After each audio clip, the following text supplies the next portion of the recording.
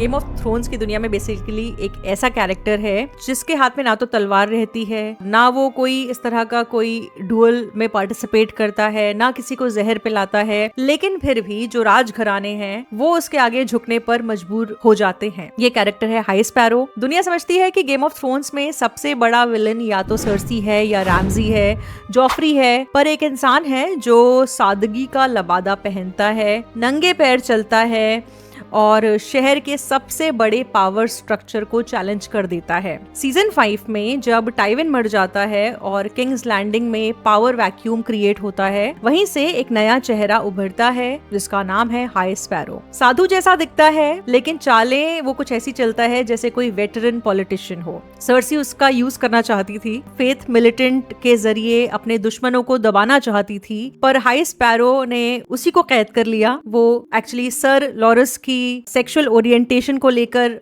उस घराने पर यानी टायरल घराने पर निशाना बनाती है ताकि मार्जरी को फंसा सके, लेकिन हाई स्पैरो ने इस मौके का फायदा उठाया। उसने सिर्फ राजनीति नहीं की बल्कि एक आंदोलन चलाया किंग्स लैंडिंग में, अ फीस्ट फॉर क्रूज। तो हाई स्पैरो का जो कैरेक्टर है उस किताब में काफी फिलोसफिकल है, उसका बैकग्राउंड वेग है, बहुत ज्यादा डिटेल में नहीं बताया गया है कि वो कहाँ से आता है। वो ह्यूमिलिटी में बिलीव करता है, सादगी में बिलीव करता है और सिस्टम के खिलाफ एक साइलेंट प्रोटेस्ट में जीता है और क्रिएट करना चाहता है एक ऐसी दुनिया जहां पर गरीबों पर अन्याय ना किया जाए और अमीर जो हैं वो ऐसा ना हो कि सोने का ताज पहनकर हर किसी पर रूल करें और उनके लिए रूल्स अलग हों और गरीबों के लिए रूल्स अलग हों। एक डायलॉग है हाई स्पैरो का जिसमें वो बोलता है कि the poor remember, the poor always remember, मतलब गरीबों को याद रहता है, गरीबों के साथ जो अन्याय हुआ है वो उन्हें याद रहता है, वो भूलते नहीं है। अमीर भले ही भूल जाते हैं अन्याय करने के बाद, लेकिन गरीब को याद रहता है। शो में जोनाथन पायर्स जिन्होंने रोल निभाया है हाई स्पैरो का, उन्होंने काफी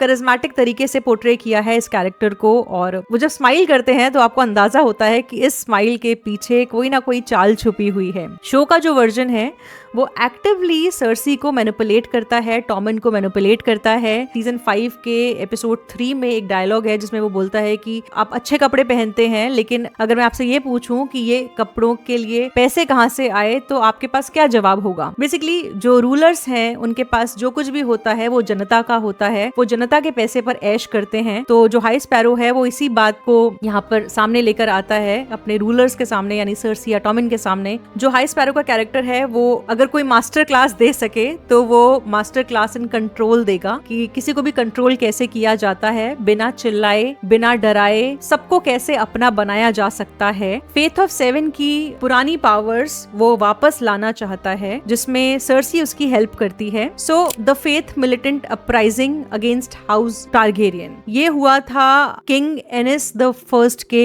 जमाने में। सो पहले किंग्स लैंडिंग में एक ग्रुप हुआ करता था फेथ मिलिटेंट का जो द फेथ ऑफ 7 धर्म की रक्षा करते थे। ये ऐसे लोग थे जिनके हाथ में हथियार होते थे और बेसिकली फेथ ऑफ 7 धर्म की अपनी मिलिट्री थी, आप ये समझ सकते हैं। लेकिन फेथ मिलिटेंट की जो आर्मी है यानी कि धर्म जो है फेथ ऑफ 7 का, उन्होंने हाउस टारगेरियन के खिलाफ जाना शुरू कर दिया और किंग एनिस द फर्स्ट के जमाने में ये अपराइजिंग स्टार्ट हो चुकी थी। लेकिन उसके बाद जब किंग मेगोर, जिनको द मेगोर द क्रूअल कहा जाता है, जब वो राजा बने तो उन्होंने इन लोगों का सर कलम करना स्टार्ट कर दिया और काफी ब्रूटल स्टेप्स लिए इस रेबेलियन को दबाने के लिए।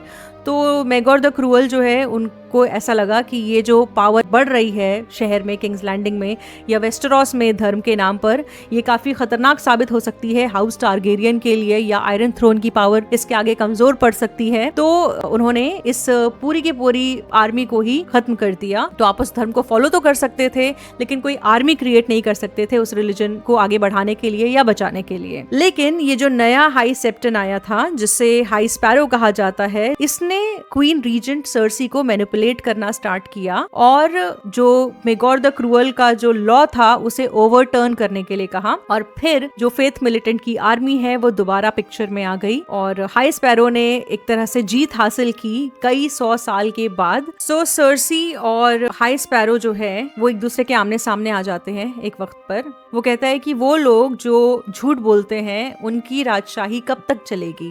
वो एक तरह से सर्सी पर निशाना साध रहा होता है। क्लास डिवाइड को वो हाईलाइट करता है जनता के सामने कि नोबिलिटी में और कॉमन पीपल के बीच जो डिफरेंस है वो बहुत ज्यादा है, दोनों के लिए अलग रूल्स हैं। अ फीस्ट फॉर क्रोज जो किताब है उसमें वो सर्सी से एक बात कहता है कि 300 साल की दुआओं का जवाब होगा ये, अगर मैंने फेथ मिलिटेंट को दोबारा क्रिएट कर लिया तो वॉरियर फिर से अपनी चमकती हुई तलवार उठाएगा और इस पापी दुनिया की हर बुराई साफ करेगा। अगर राजा मुझे ये इजाजत दे तो मैं स्वॉर्ड और स्टार की वो पुरानी पवित्र सेना दोबारा जिंदा कर सकता हूँ। यहाँ पर वो स्वॉर्ड और स्टार उन लोगों के लिए यूज कर रहा है जो फेथ मिलिटेंट का हिस्सा होते हैं। यानी कि बहुत सारे लोग तो ऐसे होते हैं जो खुद से अच्छे घरानों से, बड़े घरानों से, रॉयल फैमिली से आते हैं और फेथ मिलिटेंट को ज्वाइन करते हैं, धर्म की सेवा करना चाहते हैं, तो उनको स्वॉर्ड का तमगा मिलता है। बाकी स्टार भी मिलता है कुछ लोगों को जो नॉर्मल फैमिली से जो आते हैं। तो क्लास डिवाइड तो वहां पर भी है कहीं ना कहीं। यहाँ पर वॉरियर का मतलब है फेथ ऑफ 7 में एक्चुअली 7 देवी देवताओं को पूजा जाता है जिसमें एक वॉरियर भी है और वो उसी का जिक्र करता है यहाँ पर। वो कहता है बेसिकली इससे हर धार्मिक आदमी,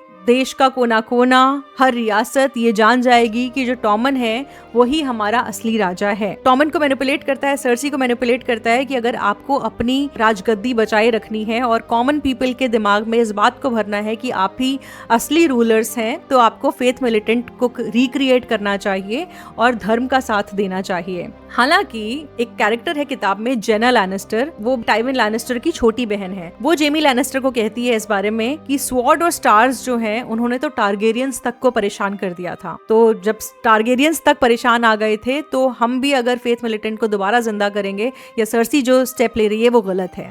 शुरू होता है बेसिकली एक साधु के रूप में हाई स्पैरो, मिनिमलिस्ट होता है पर धीरे धीरे एक डिक्टेटर बन जाता है। उसका लेबल होता है डिवाइन, तो ये लेबल कोई छीन भी नहीं सकता है। अगर कोई छीनने की कोशिश करेगा तो ऐसा लगेगा कि वो धर्म के अगेंस्ट जा रहा है। इस दुनिया में हर किसी को पावर चाहिए। हाई स्पैरो के पास भी जब ये पावर आती है तो वो पूरी तरह से इसका इस्तेमाल करना चाहता है। सर्सी को वो एक जगह पे बोलता है कि पूरी जिंदगी तुम्हारे पास वेल्थ थी और पावर थी और इस वजह से तुम्हें दिखना बंद हो गया है, तुम्हें बस दुनिया अपने ही नजरिए से नजर आती है। सर्सी ने आग के साथ खेला और लिटरली भी खेला, मेटाफोरिकली भी खेला और इसकी उसे कीमत चुकानी पड़ी। फेथ को उसने वेपन बनाया और खुद उसकी प्रिजनर बन गई। उसका जो आर्क है वो रिवेंज से कंप्लीट होता है जब फाइनली वो सेप्ट ऑफ बेलर को वाइल्ड फायर से उड़ा देती है। हाई स्पैरो को उसने बेसिकली कहा था कि मार्जरी को जेल में डाले, बिकॉज मार्जरी का एक कैरेक्टर था ऑजनी कैटल ब्लैक, उसके साथ अफेयर चल रहा है, वो सिन कर रही है, ऐसी बातें कह के उसे जेल में डलवाती है। और अल्टीमेटली उसको अंदाजा नहीं होता है सर्सी को कि हाई स्पैरो किस तरह का इंसान है। वो ऑजनी कैटल ब्लैक को इतना ज्यादा टॉर्चर करवाता है कि वो सच एक्सेप्ट कर लेता है। वो कहता है कि नहीं, मेरा अफेयर तो मार्जरी के साथ नहीं चल रहा था, सर्सी के साथ चल रहा था, और बल्कि मैंने तो जो पहला हाई सेप्टन था, आपसे पहले जो हाई सेप्टन था, उसका मर्डर किया था और सर्सी के कहने पर ही मर्डर किया था। सो जो वो सोच रही थी सर्सी की इस इंसान को मैं अपने फेवर में इस्तेमाल करूंगी, वो उसके अगेंस्ट चला जाता है और अल्टीमेटली सर्सी को जेल में डाला जाता है और उसे रिपेंट करने के लिए कहा जाता है, उसे वॉक ऑफ शेम करने के लिए कहा जाता है, अपने पापों का प्रायश्चित करने के लिए, अपने पाप धुलने के लिए पूरी किंग्स लैंडिंग की जनता के आगे बिना कपड़ों के उसको एक तरह से परेड करवाई जाती है उसकी। और सर्सी इस बेइज्जती का बदला लेती है हाई सेप्टन को और उस पूरे सेप्ट ऑफ बेलर को वाइल्ड फायर का इस्तेमाल करके जब उड़ा देती है, उसमें सारे उसके दुश्मन होते हैं, वो सब खत्म हो जाते हैं।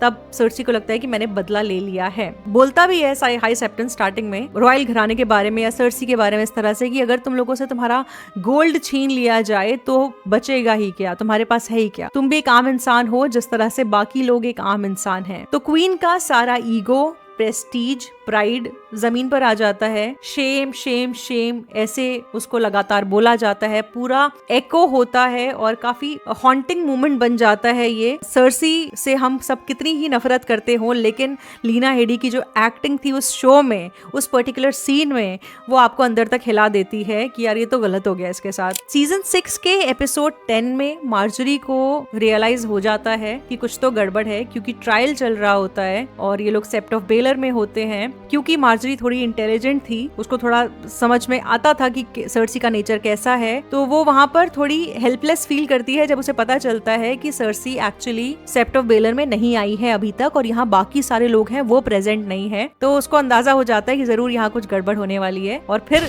वाइल्ड फायर का ब्लास्ट होता है। बहुत प्यारा सा पियानो स्कोर चलता है उस पूरे सीन में। लाइट ऑफ 7 करके वो रामिन जवादी ने एक म्यूजिक बनाया था उस पर्टिकुलर एपिसोड के लिए। हाई स्पैरो की मौत हो जाती है अल्टीमेटली, एक काम डेथ होती है, भले ही बहुत ही खराब तरीके से हुई हो। उसके चेहरे पर भी लगता है अचानक से ये एक्सप्रेशन आता है कि ओके अब हम मरने वाले हैं, और वो एक्सेप्ट कर लेता है अपनी डेथ को। हाई स्पैरो की कहानी एक तरह से हमें याद दिलाती है कि कोई भी सिस्टम, चाहे वो राजनीति हो या फिर धर्म हो, अगर बिना अकाउंटेबिलिटी के लिए चलता है, उस कोई पूछने वाला नहीं होता है, आपसे हिसाब किताब लेने वाला अगर नहीं होता है, तो उसका अंजाम तबाही ही है। सर्सी ने ये गेम शुरू किया था, स्पैरो ने उसका इस्तेमाल किया और एंड में सब जलकर राख हो गया। ये थी एक स्पिरिचुअल वॉर जिसमें ना तो भगवान जीता ना रानी जीती, सिर्फ राख बची। अगर आप चाहते हैं मैं हर कहानी को गेम ऑफ थ्रोन्स की तरह डिटेल में एक्सप्लेन करूं, तो फिर ये तभी पॉसिबल हो पाएगा जब मैं कोई और काम ना करूं, सिर्फ और सिर्फ YouTube पर ही फोकस करूं,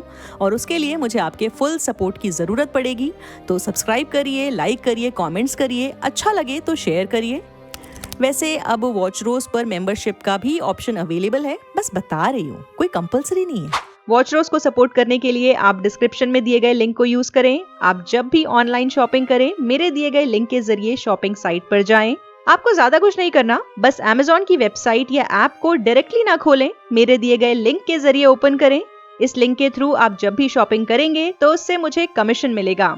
आपके सपोर्ट से मैं अपने चैनल के लिए फुल टाइम काम कर सकूंगी और दूसरा काम नहीं करना पड़ेगा, जिसका मतलब ये हुआ ज्यादा वीडियोस।